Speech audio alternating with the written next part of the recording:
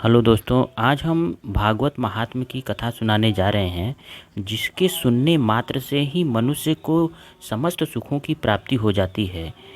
चलिए आज हम सुनते हैं भागवत महात्म्य का पहला अध्याय। भक्ति व ज्ञान व वैराग्य की कथा इसमें का वर्णन किया गया है। चलिए आज शुरू करते हैं इसको। सौनकादिक 28,000 ऋषीश्वरों के बीच स्थान नैमिषारण्य तीर्थ के सूत पौराणिक शिष्य वेद व्यास जी से कहा कि तुम कोई कथा व लीला परमेश्वर की ऐसी वर्णन करो जिससे भक्ति व ज्ञान वैराग्य अधिक हो। इस घोर कलयुग में ज्ञान संसारी आदमियों का राक्षस के समान हो गया है, इसलिए कोई सुख से न रहकर सब किसी न किसी को क्रोध व मोह व लोभ उत्पन्न हुआ है कि आठों पहर उसी दुख में व्याकुल रहते हैं। कोई ऐसा चरित्र भगवान का वर्णन कीजिए जो कलयुग वासियों को हरि चरणों में भक्ति व प्रीति उत्पन्न होकर सुख की प्राप्ति हो। यह बात सुनकर सूत जी बोले कि तुम लोगों ने बहुत ही अच्छी बात कलयुग वासियों के उद्धार करने वास्ते पूछी, जो काल रूपी सांप के समान में पड़े हैं। सो वह कथा श्रीमद् भागवत है जो सुखदेव जी महाराज ने राजा परीक्षित से कही थी। जिस समय राजा को श्रृंगी ऋषि ने शाप दिया था, शाप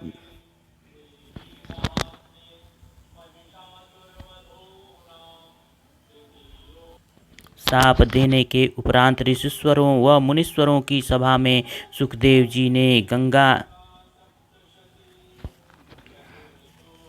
के सामने आनकर कथा श्रीमद् भागवत सुनना आरंभ किया। उस समय देवताओं ने अमृत का कलश वहां लाकर सुखदेव जी से कहा, महाराज यह अमृत का घड़ा आप लीजिए व हम लोगों को कथा रूपी अमृत पिलाइए। यह बात सुनकर सुखदेव जी बोले, तुम्हारा अमृत हमारे काम का नहीं है।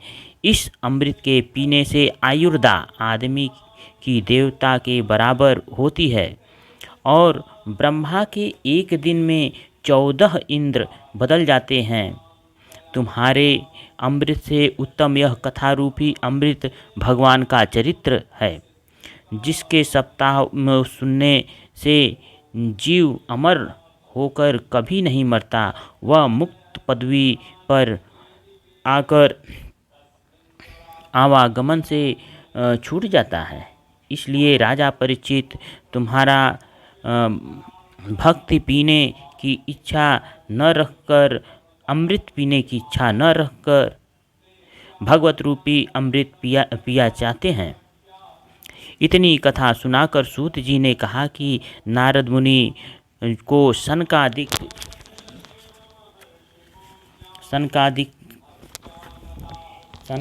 ने सप्ताह परायण श्रीमद् भागवत का सुनाकर उस कथा सुनने की विधि भी बतलाई है। यह बात सुनकर सौनकादिक ऋषीश्वरों ने सूत जी से पूछा कि नारद मुनि तो 2 घड़ी से अधिक नहीं रहते हैं, वह 7 दिन किस तरह एक जगह रहे जो उन्होंने सप्ताह पुराण सुना। सनकादिक का दर्शन भी तो जल्दी किसी को नहीं मिलता, वह नारद मुनि को कैसे मिले और यह सप्ताह यज्ञ कहाँ पर हुआ था, इसका हाल बतलाइए। यह वचन सुनकर सूत जी बोले कि एक समय सनक, सनंदन, सनातन व सनत कुमार चारों भाई घूमते हुए बद्रिकाश्रम में आए। वहाँ नारद जी को पहले से वहाँ उदास बैठे देखकर पूछा कि हे नारद मुनि, आज तुम मलिन स्वरूप चिंता में किस वास्ते बैठे हो और कौन सी बात का सोच तुमको है। नारद जी ने चारों ऋषीश्वरों को प्रणाम करके कहा कि हमें जिस बात की चिंता है सो सुनिए। हमने सब तीर्थ काशी, गोदावरी व गया आदि जाकर देखा तो उन तीर्थों पर कलयुग ने जीवों को संसारी माया में ऐसे फंसा रखा है कि सत्य व तप व दया धर्म दान कलयुग में सब जाता रहा है। केवल अपने पेट भरने की चिंता में सब मनुष्य विकल रहकर झूठ बोलते हैं व अभागी ही होकर माता व पिता की सेवा नहीं करते। स्त्री साले व ससुर की आज्ञा में रहकर द्रव्य के लालच में अपनी बेटी नीच कुल में बेचते हैं। जहाँ देखो वहाँ म्लेच्छ व शूद्रों की बढ़ती दिखलाई देकर ब्राह्मण व क्षत्रिय अपने कर्म व धर्म से रहित देख पड़ते हैं। मैं किसी को अपने धर्म पर स्थिर न देखकर जब चारों तरफ से फिरता हुआ मथुरा में यमुना के किनारे पहुँचा, तब वहाँ पर यह आश्चर्य की बात दिखलाई दी कि एक स्त्री युवती बैठी रोती है और दो मनुष्य बूढ़े उसके पास अचेत पड़े हैं, और वह स्त्री चारों तरफ इस इच्छा से देख रही थी कि कोई आदमी मेरी सहायता करने वाला आनकर प्राप्त हो। जैसे उसने मुझे वहाँ पर देखा वैसे खड़ी होकर बोली, महाराज आप एक क्षण ठहर कर मेरा दुख सुन लीजिए। मेरे बड़े भाग्य थे जो आपने मुझे दर्शन दिया। जब मैंने उस स्त्री से पूछा कि तू कौन है और दोनों पुरुष जो अचेत पड़े हैं इनका हाल बतलाओ, तो उसने कहा कि मैं भक्ति हूँ और यह दोनों बेटे में ज्ञान और वैराग्य हैं।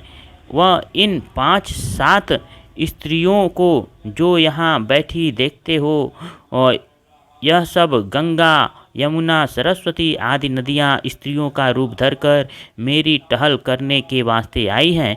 मैंने द्रविड़ देश में जन्म लिया, कर्नाटक देश में सयानी होकर थोड़े दिन दक्षिण में रही, गुजरात में जाकर बूढ़ी हुई।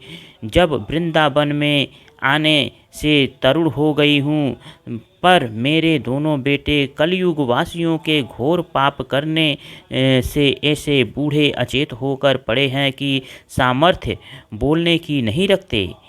इनके दुख से मैं बहुत उदास रहती हूँ। बड़ी लज्जा की बात है कि मेरे पुत्र बूढ़े हुए और मैं तरुण रहूं। यह हाल देखकर संसारी लोग मेरी हंसी करते हैं।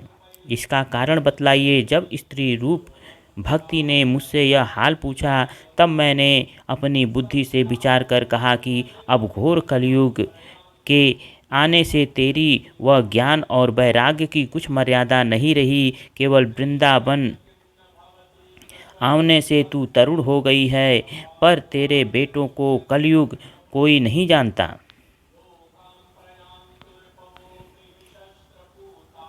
इस कारण वह ज्यों के त्यों बूढ़े व निर्बल बने हैं।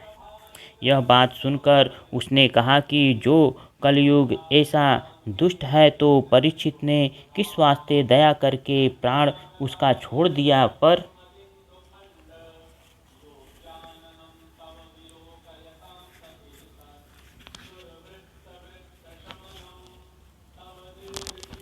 तप करने से सब लोगों का कर्म व धर्म जाता रहा, उसे मार क्यों नहीं डाला। तब मैंने उसको उत्तर दिया कि परीक्षित ने कलयुग से बड़ा गुण देखकर उसे नहीं मारा कि दूसरे युगों में हजारों वर्ष तक यज्ञ व तप व दान व धर्म करने से भी परमेश्वर का दर्शन जल्दी नहीं मिलता था, सो कलयुग में केवल भजन व कीर्तन करने से नारायण जी तुरंत प्रसन्न होकर दर्शन अपना देते हैं। पर कलयुग वासियों से सहज बात भी नहीं बन पड़ती, इसलिए कलयुग ने सब आदमियों का कर्म धर्म खो दिया है। तीर्थ में ब्राह्मण दान लेकर प्रायश्चित उसका नहीं करते।